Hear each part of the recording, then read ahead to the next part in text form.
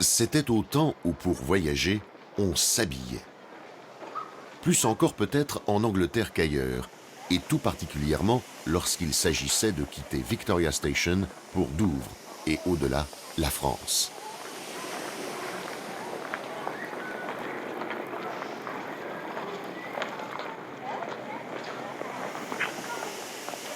De la City aux fameuses falaises blanches, les très belles 230 du Southern n'avaient qu'une brève course à accomplir, selon nos critères de continentaux tout au moins. Car après une traversée éclair du Kent, c'est au port de Douvres que débutait vraiment le voyage au sens noble du terme. En ce temps-là, on ne connaissait pas encore les navettes, ni même les ferries-autobus. C'étaient de véritables paquebots, comme le Canterbury, qui régnaient sur le détroit. Et sur les quais de la gare maritime de Calais, c'était la rame prestigieuse entre toutes de la Flèche d'Or qui attendait les passagers, avec ses 4 splendides Pullman.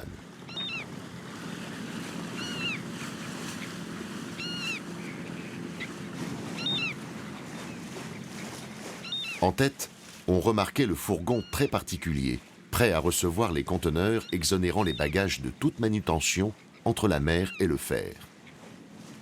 Après quelques instants, une 3-1200, l'une des super Pacifiques qui représentait alors tout le prestige de la Compagnie du Nord, allait accoster la rame pour la conduire vers Paris.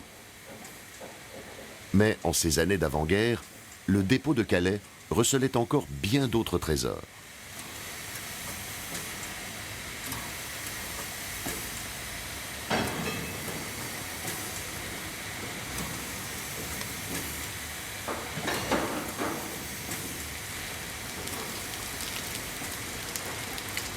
Des Ten Wheels et des Atlantiques, aux cabines on ne peut plus spartiates, mais aux silhouettes caractéristiques.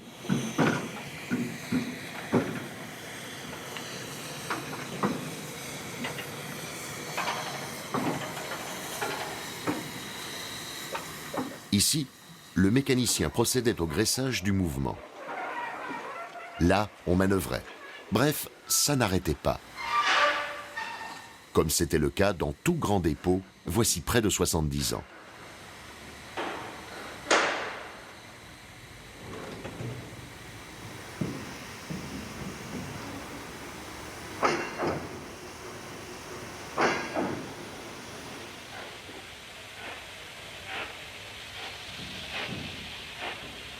Les tâcherons n'étaient pas en reste.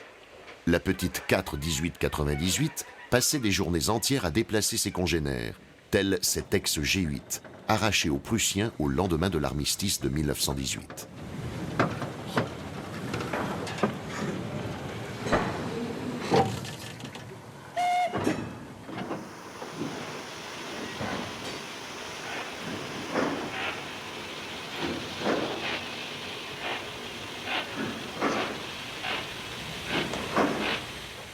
Et aux côtés des locales, on remarquait aussi quelques étrangères en visite, telle cette 230 de l'État belge, aisément reconnaissable au graphisme de son numéro et venue jusqu'ici avec l'Express quotidien de Bruxelles.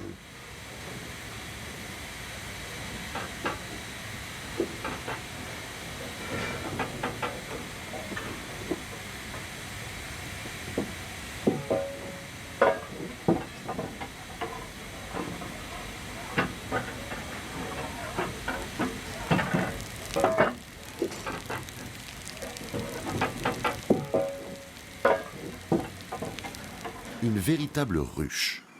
Mais comment aurait-il pu en être autrement dans la région la plus industrielle de France et, surtout, dans l'un des ports les plus fréquentés du pays? Calais, porte de la France pour l'ensemble du Royaume-Uni, c'était bien sûr une tête de ligne de tout premier ordre, avec notamment cette incontournable Flèche d'Or dont la caméra de Stretton Ward ne pouvait évidemment pas manquer le démarrage.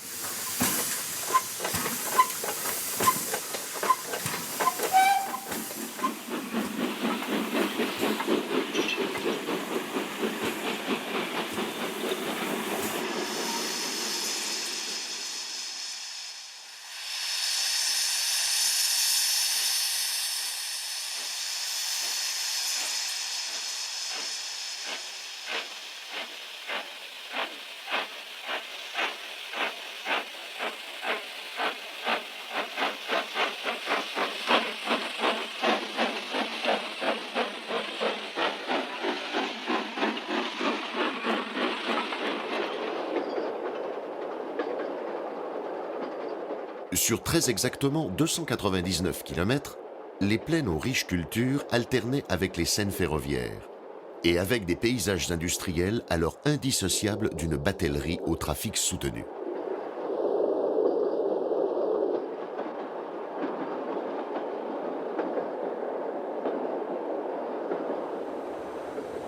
Au bout du voyage, ou presque, la plaine Saint-Denis. Ce dépôt de proche banlieue hébergeait traditionnellement des machines à vocation utilitaire, comme les célèbres bœufs du Nord, dont les 280 exemplaires ont souvent été considérés comme ce qui s'est fait de mieux dans la configuration 140.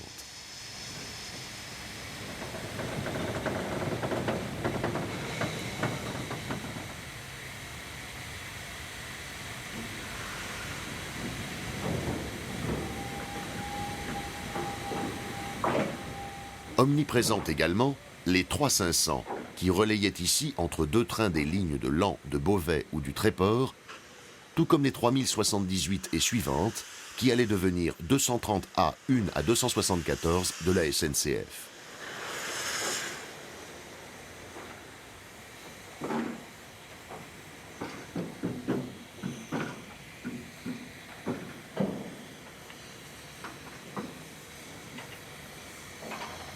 Et en cet été 1932, les 222T Revolver étaient encore actives, tout comme la 232T 3 883 héritée de la Première Guerre.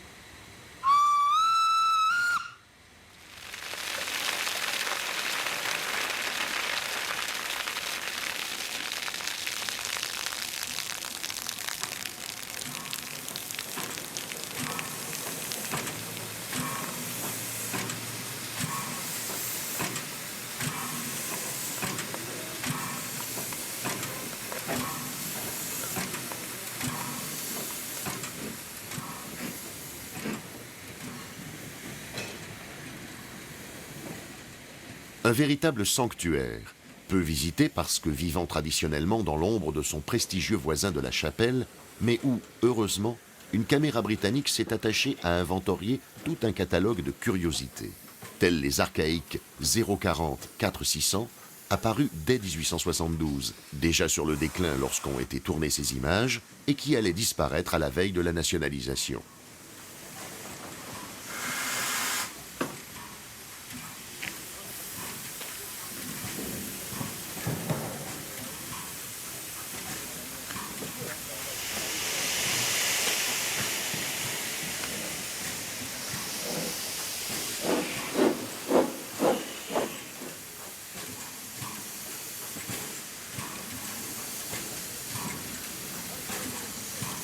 Et que dire de la délicieuse petite 4015 à chaudière verticale, qui ne connut jamais que le service intérieur du dépôt.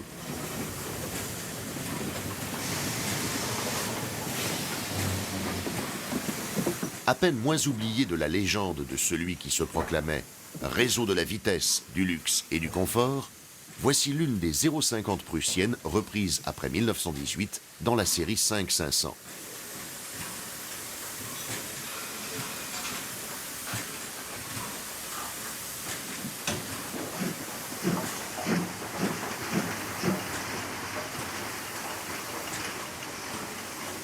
Retour au style régional, mais toujours dans le registre international.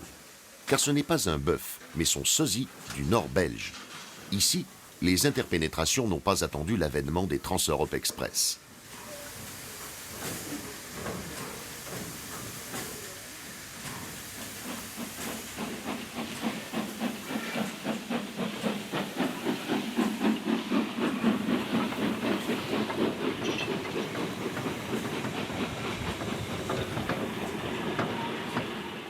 Mouvements incessants d'un côté, servitude quotidienne de l'autre, avec cette rentrée d'une 040 au toboggan à charbon.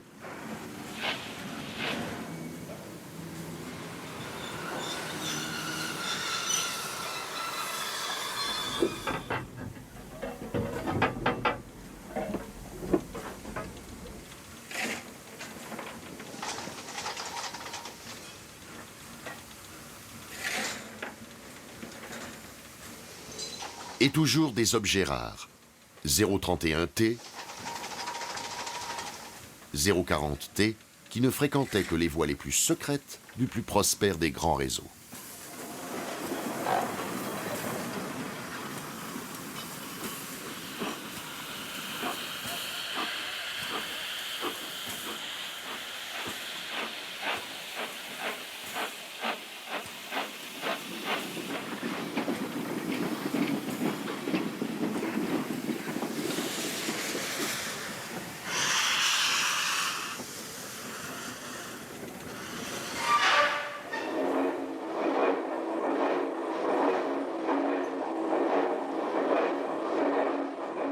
Dans cet univers de locomotives anciennes ou, au mieux, de performance moyenne, un tender à grande capacité représentait bien modestement le haut de gamme, concourant à un inventaire à la Prévert qui ne craignait pas le cosmopolitisme.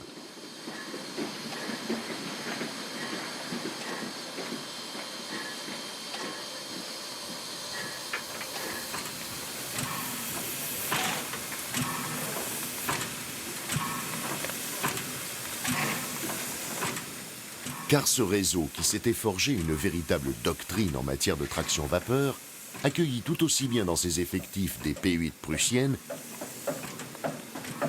et des Mikado d'obédience PLM qu'à des 41100 qui furent toutefois construites par Baldwin à Philadelphie.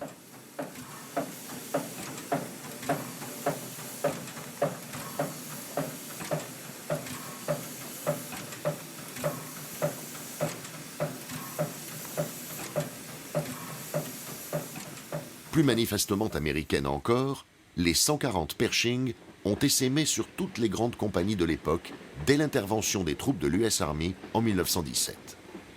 Parfois, ces machines mal aimées furent précocement garées sur les voies de l'oubli, mais d'autres connurent un bon quart de siècle d'activité. Au nord, le trafic marchandises, puissamment soutenu par les houillères, avait bien résisté à la crise économique, et il fallait faire feu de tout bois pour assurer un service intense.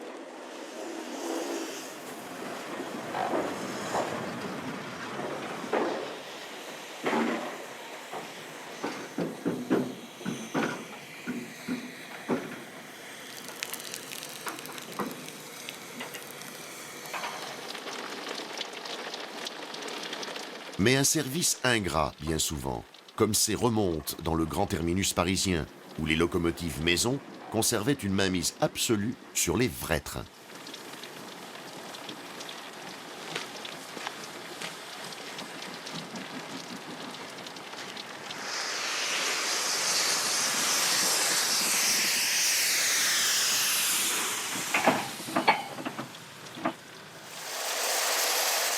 À tout seigneur, tout honneur. Dans les dernières minutes de la matinée, c'est une Super Pacifique de la première série qui se met en tête de la Flèche d'Or.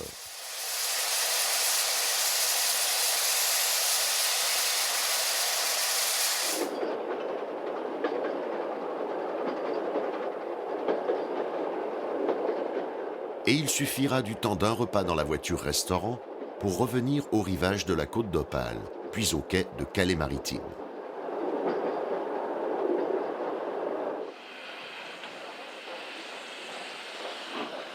Promptement dételée, la 31200 ne bloquera pas longtemps l'accès au terminus hôtel.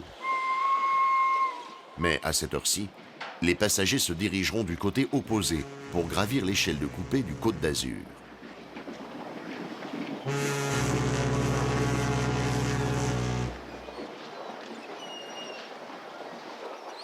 Un nom évocateur d'une destination très prisée de la bonne société britannique, même si ce paquebot n'a jamais navigué que sur les eaux grises du détroit.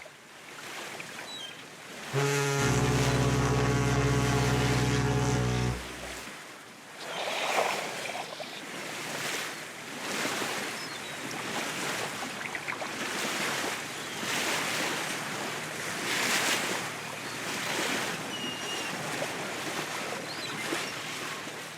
que déjà très relatif, l'isolement était bel et bien splendide, tout au moins si l'on compare les conditions de voyage de cette époque enfuie avec l'actuel entassement de sièges de l'Airbus ou de l'Eurostar.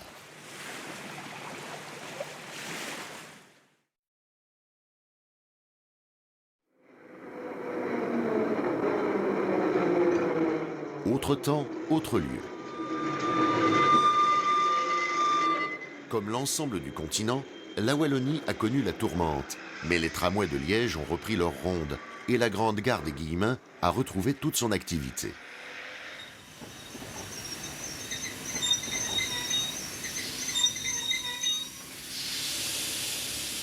Les Atlantiques carénés cohabitent avec des types moins prestigieux, affectés à la pousse dans la rampe de la sortie nord de la gare. Qu'ils soient ferroviaires ou urbains, le paysage est resté très classique. Mais un nouveau venu vient de faire son apparition, l'autorail.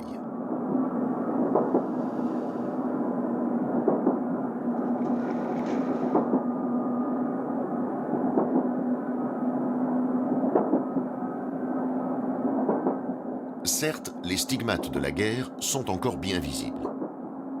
N'oublions pas qu'à 2 pas d'ici, dans les Ardennes, les combats se sont poursuivis jusqu'à fin 1944. Mais, moins de 3 ans plus tard, l'heure était à l'euphorie. Ce 4 mai 1947, on inaugurait le Sambre-et-Meuse, du nom d'un régiment célèbre, et des 2 rivières qui confluent à Namur.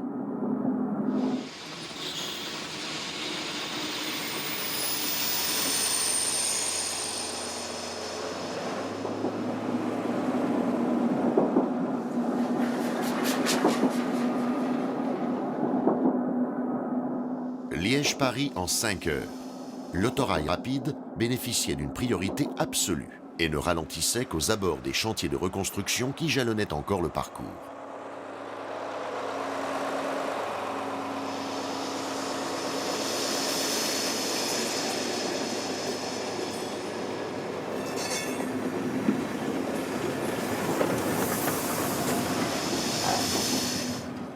L'engin fourni par la SNCF était un De Dietrich dit de luxe, une appellation un peu usurpée aux yeux du conducteur, soumis à de multiples entrées d'air et au vacarme du moteur Saurer.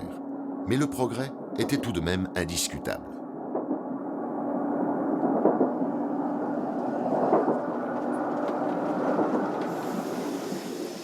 Cependant, l'autorail devait encore marquer l'arrêt pour les contrôles de police et de douane, et ce en 2 temps. À la gare frontière d'Erquelines intervenaient les fonctionnaires belges.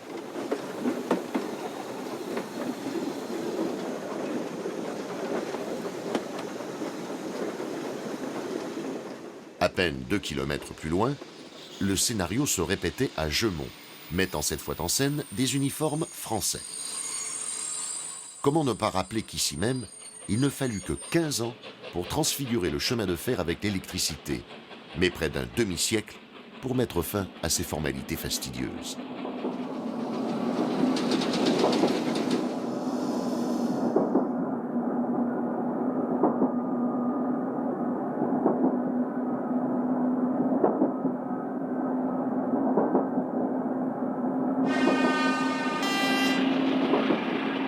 L'environnement ferroviaire est désormais familier. Après avoir rencontré une 141R vers Saint-Quentin, l'autorail traversera Tergnier en vitesse, puis croisera la Pacifique de l'Étoile du Nord.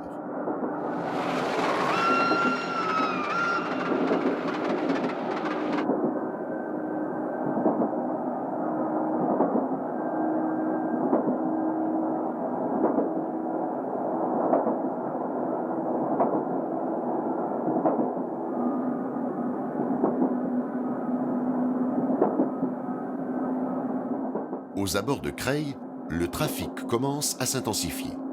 La banlieue n'est plus très loin.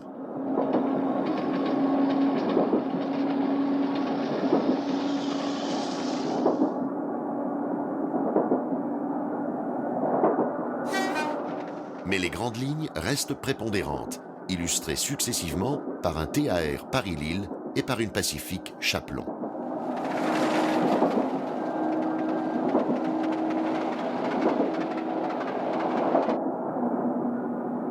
Saint-Denis. Nous ne sommes plus qu'à quelques minutes de Paris, et c'est sur l'un des troncs communs les plus chargés de France que l'on croise la Flèche d'Or.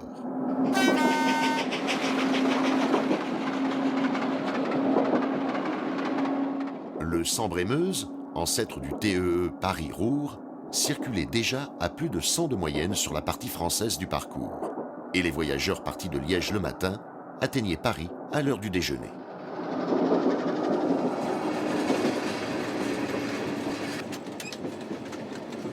Un coup d'œil sur la droite, inévitable, en direction du dépôt de la Chapelle. Puis l'autorail ralentit dans la tranchée pour faire son entrée en gare du Nord.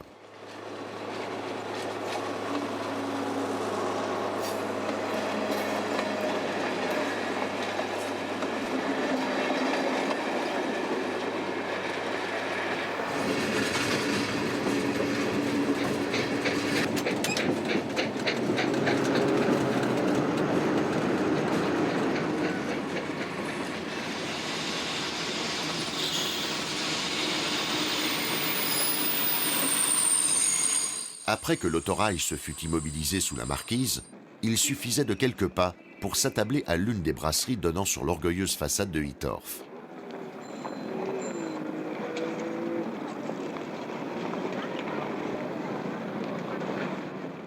Paris, gare du Nord. Éternelle seconde derrière Saint-Lazare, dans des chiffres de trafic étourdissants. Cette tête de ligne accueille pourtant 180 000 voyageurs par jour dès cette époque.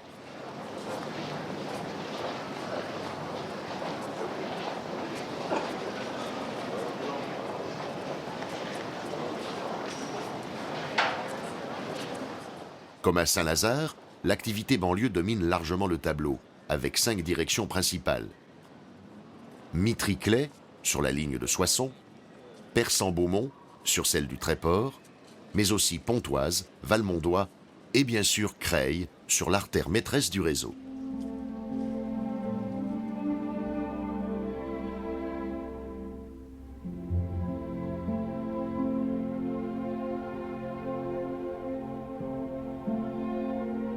Vu des immeubles du boulevard de la Chapelle, l'ensemble offrait un spectacle sans cesse renouvelé et réellement saisissant, même si l'unification avait progressé à pas de géant depuis la décennie précédente.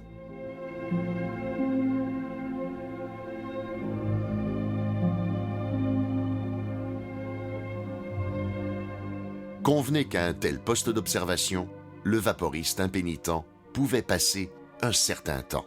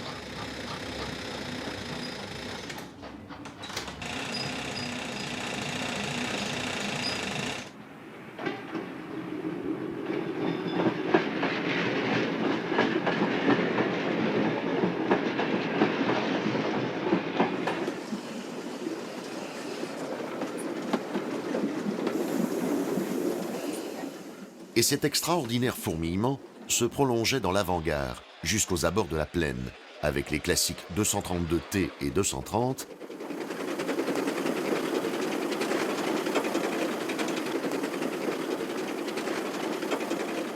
mais aussi avec les 141 TC, qui faisaient alors figure de locomotives modernes, et dont on a déjà compris qu'elles occupaient une position majoritaire avec les rames réversibles contemporaines.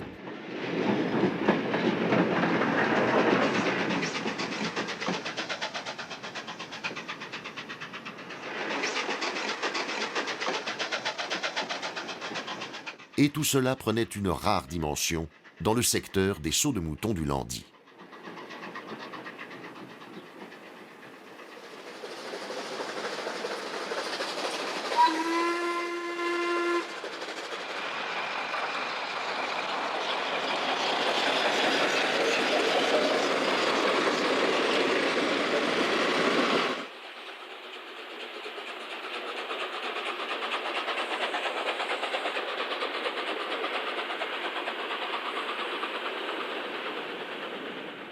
Des trains de toutes catégories, des locomotives de tous âges, fortement typées Nord pour les unes, américaines et universelles pour d'autres.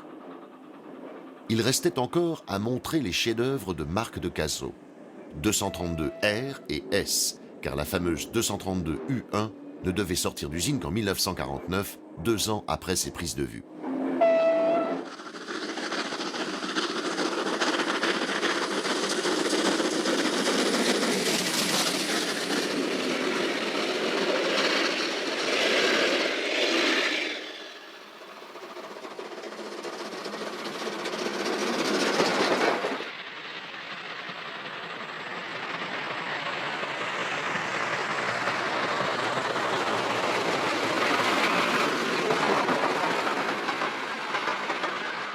Mais ces locomotives de légende ne remorquèrent que les trains de Lille et Bruxelles, seuls à même d'accepter leur forte charge à l'essieu, car curieusement, le Nord n'adopta le rail lourd que tardivement et parcimonieusement.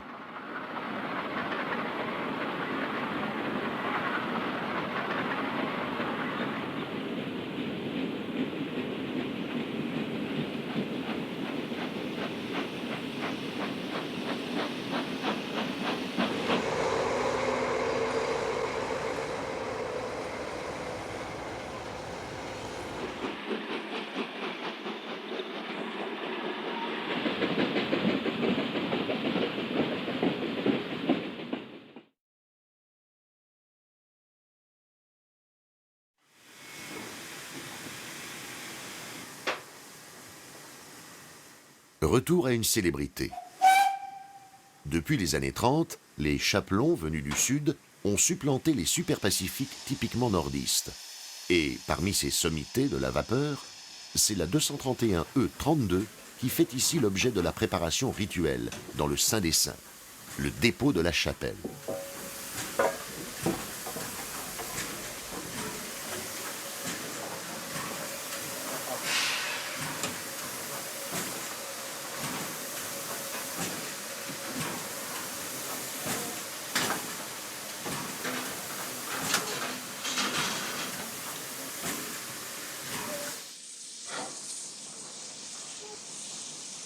On l'a compris, la 231E32 a été désignée ce jour-là pour assurer la Flèche d'Or, rapide numéro 19, au départ immuablement fixé à 12 heures juste. Tout aussi traditionnelle, l'attribution de la voie 3 à l'ensemble cossu de voitures Pullman, mise à quai avec plusieurs dizaines de minutes d'avance. Aucun détail n'a été négligé pour satisfaire une clientèle privilégiée, pas même le petit marchepied facilitant la montée de voyageurs majoritairement britanniques, habitués chez eux au quai haut.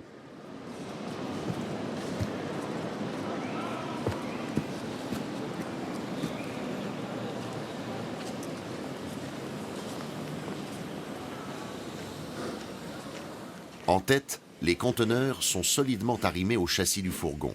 Mais bien vite, les regards vont se tourner vers la masse qui approche à pas feutrés.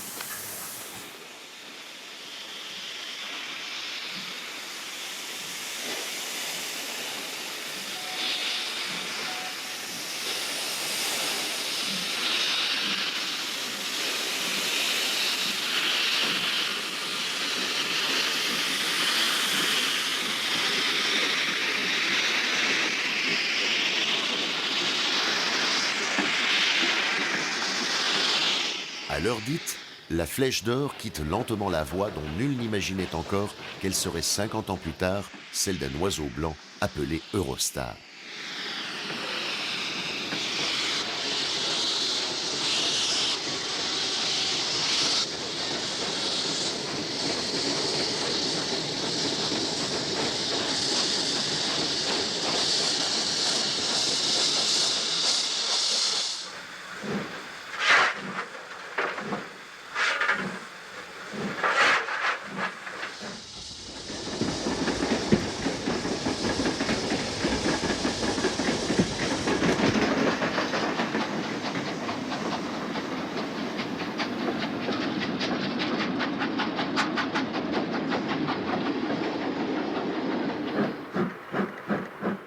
Et dans la tranchée, un splendide coude à coude va rapprocher pour quelques brefs instants les financiers de la City du monde des banlieusards.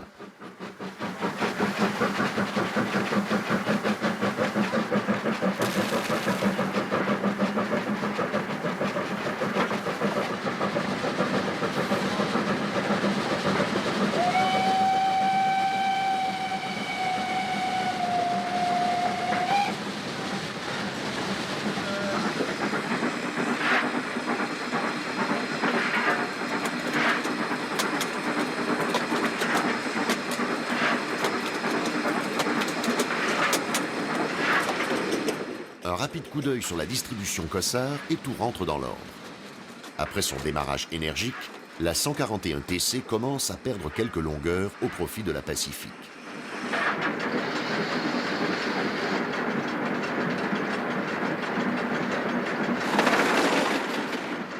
Entre Louvre et Survilliers, le pont des Soupirs marque le sommet de la rampe de 5 amorcée dès Saint-Denis.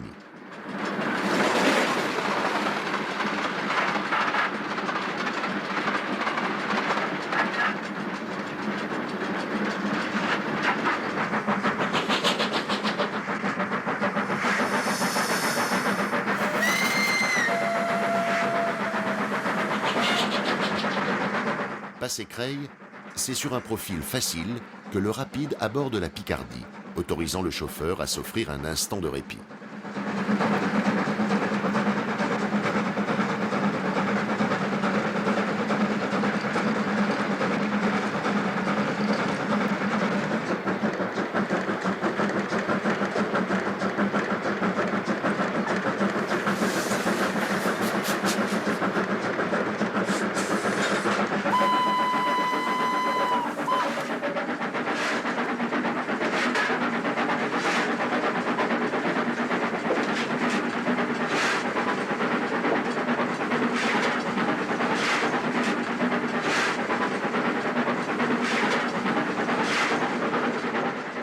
Après avoir laissé la ligne de Lille sur sa droite, dans le complexe amiénois, le rapide retrouve la campagne du côté de Dreuil, un petit village picard dont la halte n'aura jamais l'honneur d'un arrêt de ce train royal. Puis c'est la vallée de la Somme et la grande courbe d'Abbeville, superbement ignorée des voyageurs de la Flèche d'Or, tout comme le combat quotidien livré par l'équipe de conduite pour le respect de l'horaire.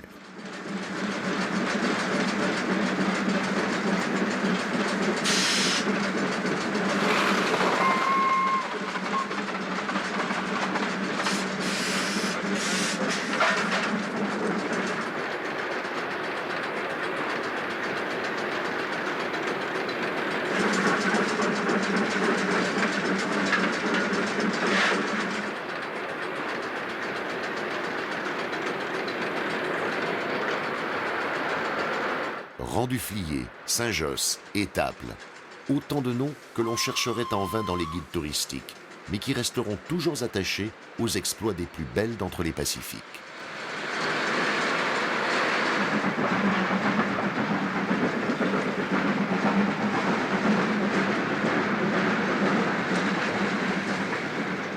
Le vaste faisceau d'Outreau annonce l'arrivée à Boulogne.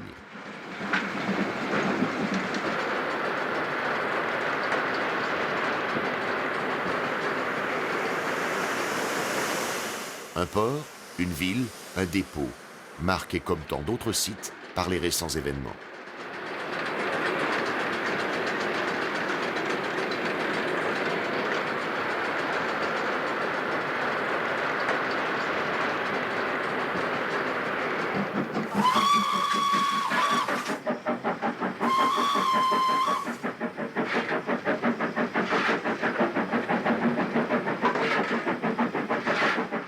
un instant, on retrouve la côte, non loin de Wimereux, qui fut elle-même sérieusement meurtrie par la guerre.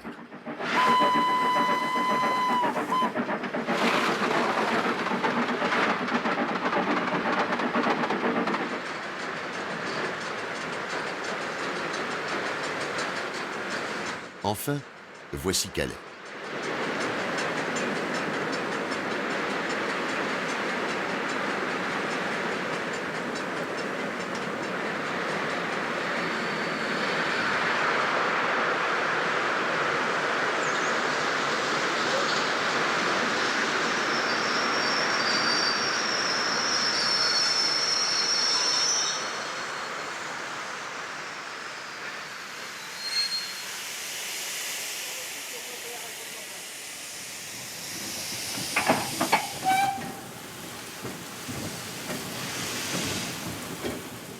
Comme chaque jour, la majorité des voyageurs se dirigeront vers le paquebot. Mais Albert Niemeyer, lui, a préféré braquer sa caméra sur le dépôt.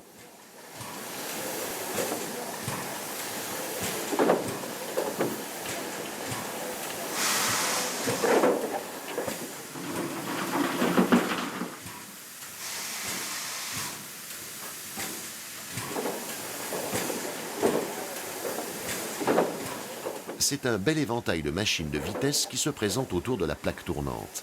Mais il est vrai que Calais fut l'un des rares centres du réseau où le trafic voyageur l'emportait largement sur les marchandises.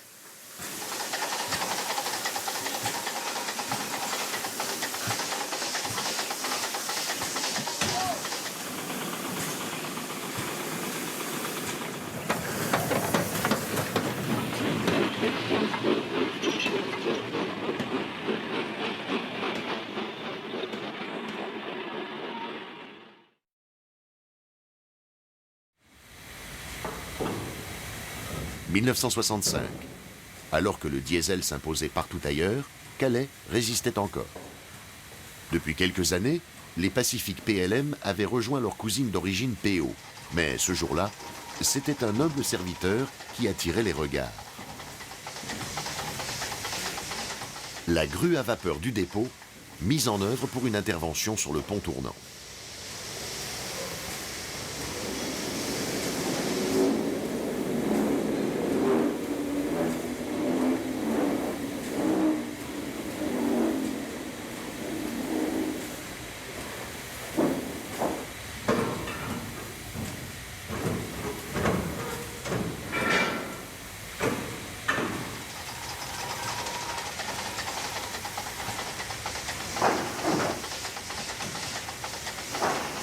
C'est une évidence. Occuper trop longtemps la plaque, c'est immobiliser tout le dépôt. Et le frêle engin et ses servants devront accomplir leurs tâches au plus vite pour libérer les lieux.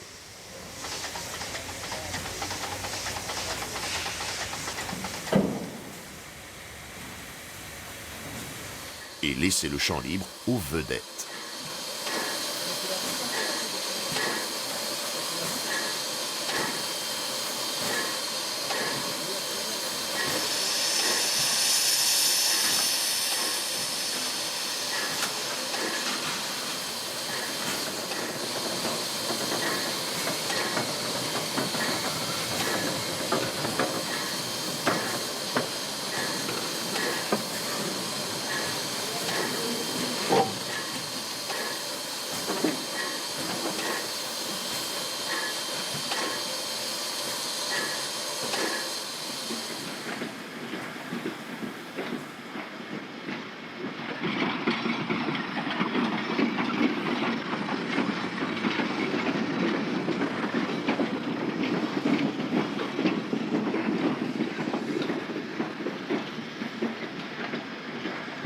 Après la gare maritime, le dépôt et les faisceaux marchandises, il fallait encore voir vivre Calais-Ville, la gare des gens du pays et des trains de tous les jours.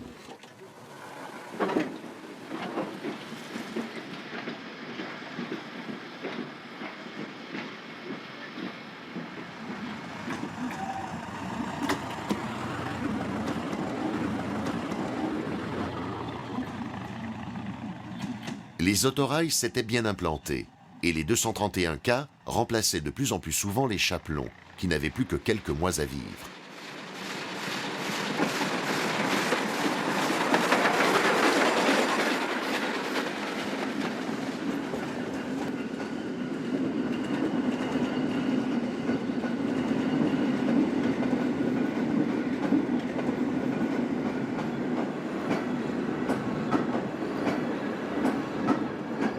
Quant à l'architecture, la reconstruction s'était abstenue de reproduire le style nord et les signaux eux-mêmes avaient été unifiés.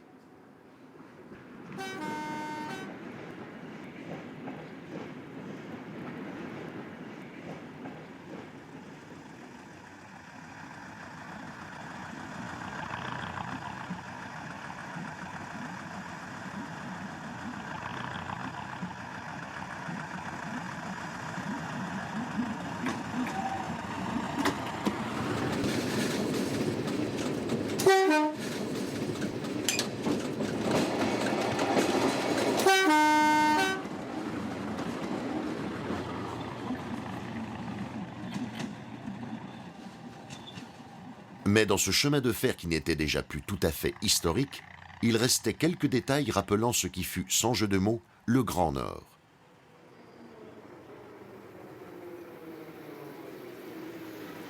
Des machines impeccables, aux tampons soigneusement polis.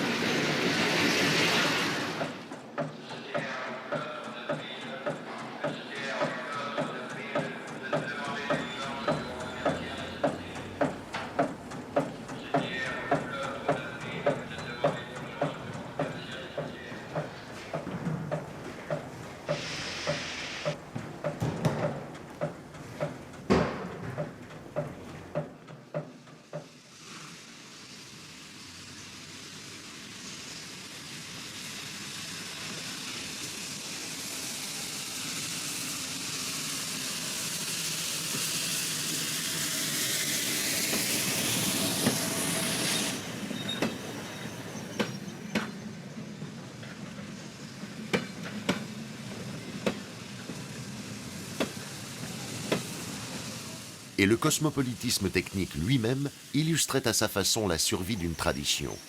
Bien qu'il se fût attaché le concours des plus brillants ingénieurs, ce réseau s'est toujours montré très ouvert aux conceptions de ses voisins ou de compagnies plus lointaines.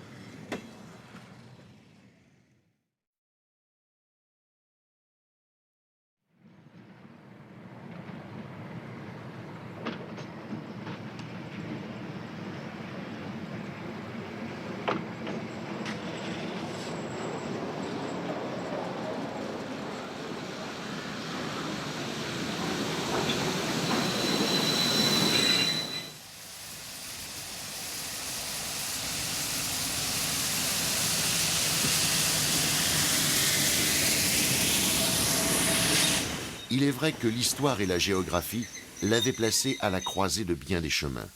Ici Boulogne-Ville, ici Boulogne-Ville. Les voyageurs pour la direction de Calais, omnibus passent en voiture. Mais un événement devait finir par avoir raison de cette identité nord, à la fois forte et complexe. La disparition des grandes roues, intervenue ici même, sur la ligne Amiens-Boulogne-Calais, le 10 janvier 1969.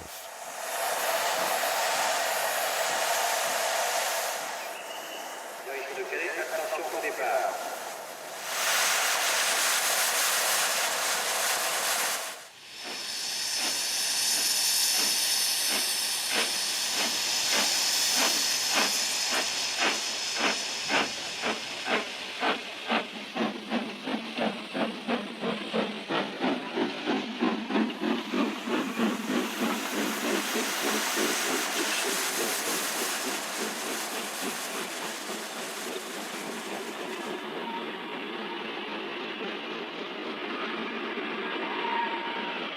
Toute une page d'histoire se refermait.